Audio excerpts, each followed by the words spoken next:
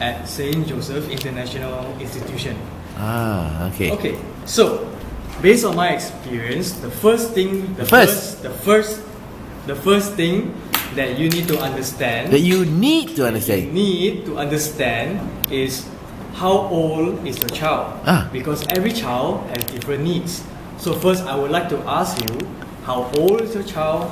And because for example, a child who is 7 years old might go to a public school and go to year 1 or year 2, but in international school, if they go and enroll in that school, many schools have different syllabus. So if you go to a British syllabus school, they might be in year 1. If you go to an Australian matriculation school, they might be below year 1. If they go to another type of school, they might be placed in year 2. So depends on your child and their age and their needs. There are different types of school available for you. We should narrow it down first.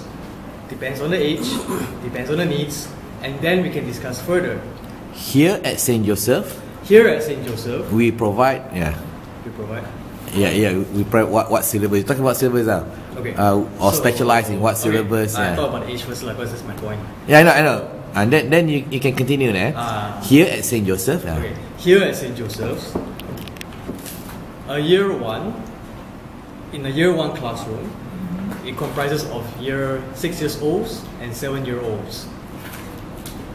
And we have many different international students. So some students are placed in year 1 because they are 6 years old, and some year 1 students are in year 1 because they are 7 years old. Because based on my experience, Koreans have different ages. So a 5-year-old Korean child can be placed also in year 1 because of their age difference, the way they count the age. Yeah, so it depends on the parents. So for the parents, for you guys, I would like to know, what are your child's age first before we can continue this process? 6 going to 7. Sorry? 6 going to 7. What do you mean? 6-year-old going to be 7. Yeah. So 6. What do you mean 6 years old going to 7? Yeah lah, after preschool. So 6 years old going to be 7. Yes. So 6 years old going to be 7. So? Oh, for 6 years old going to 7. Going to 7, yeah. So for 6-year-olds going to 7 years old. I don't understand your point. Just now you asked age, isn't it? Yeah. Yes. Okay, for this. You asked us just now, okay? Yeah. So I was answering your question. Okay, for year 1 students. His child is 6 years old, going to be 7, so you're going to place. Okay. So now I'm talking about year 1 students, right? So for 6-year-old to 7 years old, once I know your children's age, the second thing I would like to know is, what are your needs? What are the parents' needs? Because every parent has different needs for their children. Every family has different values. So I would like to know from you, would like to collect information for you guys. What are your needs? From my experience, some parents focus on education. Some parents focus on education. Other parents focus on sports, curriculum, making friends, and other parents focus on religion. So before we can proceed, I would like to know from each and one of you, what are your needs and what are your family values and what do you want from your child? Because I think that is very, very important based on my experience to understand what the parent wants, what the parent expects from the child, and and we can understand how the child turn out in the future. I want my daughter to be a tennis star. So tennis is a sport. So obviously you are more focused on sports. Yeah. So we can tune her schedule to have tennis in her schedule.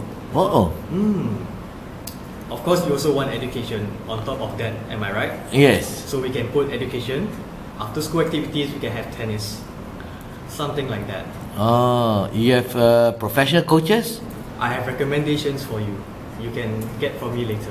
Come on. Ask more. Ask questions more. Ask more questions more. Be the procedure. Ask about your child kan? What needs? Come on.